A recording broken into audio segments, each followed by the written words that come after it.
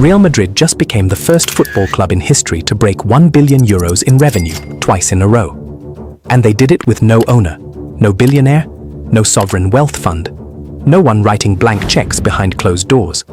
While Manchester City have a nation-state, Chelsea have had oligarch billions, and PSG have Qatari petrodollars, Real Madrid has 90,000 fans paying €150 a year in membership fees. That is their ownership model. So how does a club that belongs to its supporters consistently outspend nearly every team on the planet?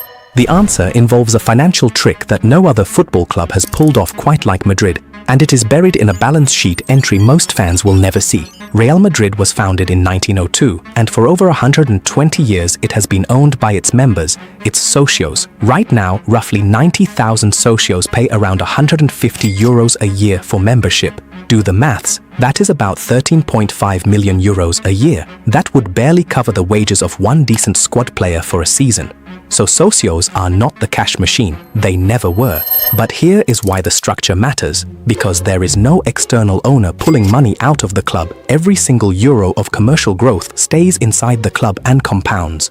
No Roman Abramovich era at Chelsea where hundreds of millions were effectively loans that needed restructuring the moment he was sanctioned. No leveraged buyout debt eating into resources like at Manchester United under the Glazers. Madrid's profits reinvest into Madrid, simple as that.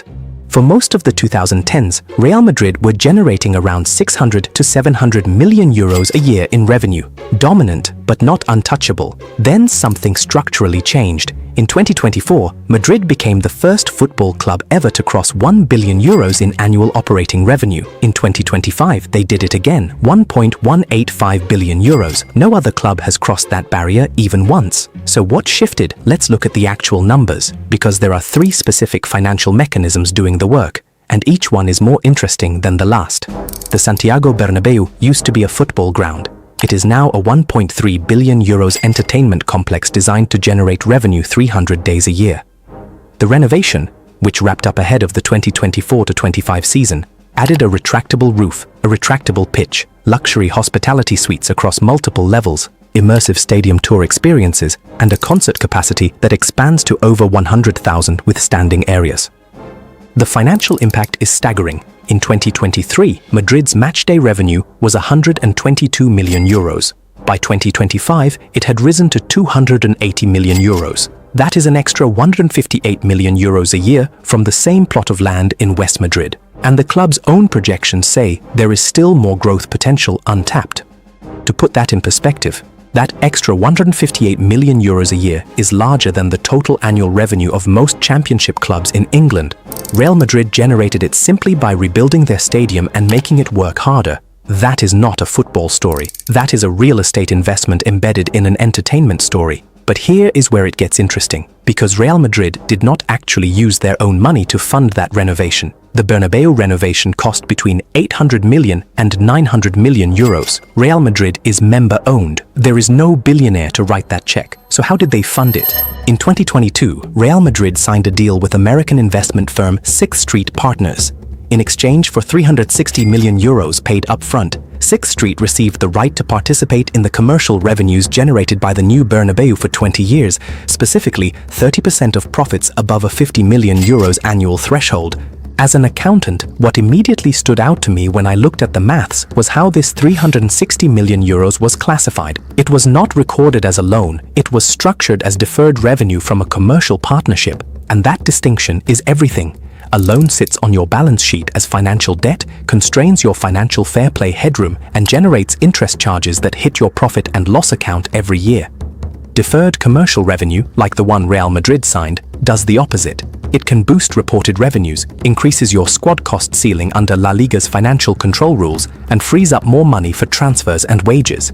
In plain English, Real Madrid turned their stadium's future cash flows into money today, without the accounting stigma of debt. It is the financial equivalent of selling your house while keeping the right to live in it, and charge admission. While rival clubs have been chasing trophy-to-trophy revenue, Real Madrid has been quietly building the most valuable commercial brand in football.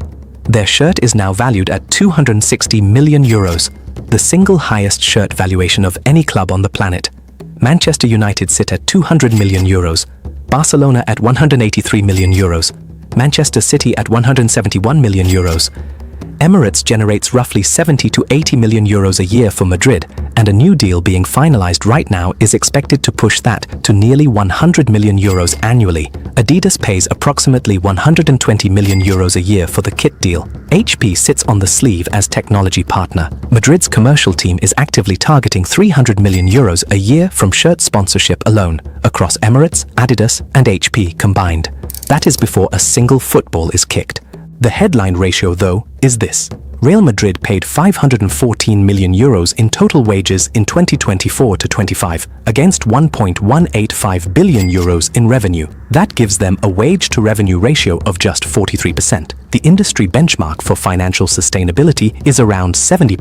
UEFA starts issuing formal warnings above 80%. Real Madrid are operating at 43%. That 27-point gap between where they are and the danger zone is where their transfer budget lives. And this is why the Los Blancos can beat anyone in the transfer market and sign just about any player they aim at. But the next mechanism is the most interesting one because it makes Real Madrid stand out above everyone else. The mechanism that separates Real Madrid from clubs that spend big and end up in crisis is this. When a football club pays a transfer fee, that fee is not expensed in the year of the purchase. It is capitalized as an intangible asset and amortized, that is, spread as an accounting charge over the length of the player's contract. Real Madrid's total player amortization in 2024-25 was 116 million euros. That is the annual accounting charge for their entire squad of purchased players combined. Against 1.185 billion euros in revenue, that is less than 10% of their top line servicing their entire player asset base.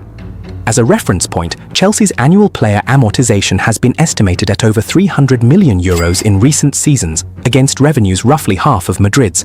Madrid's transfer spending looks conservative on paper because, relative to their income, it genuinely is conservative. And here is the detail that ties it all together.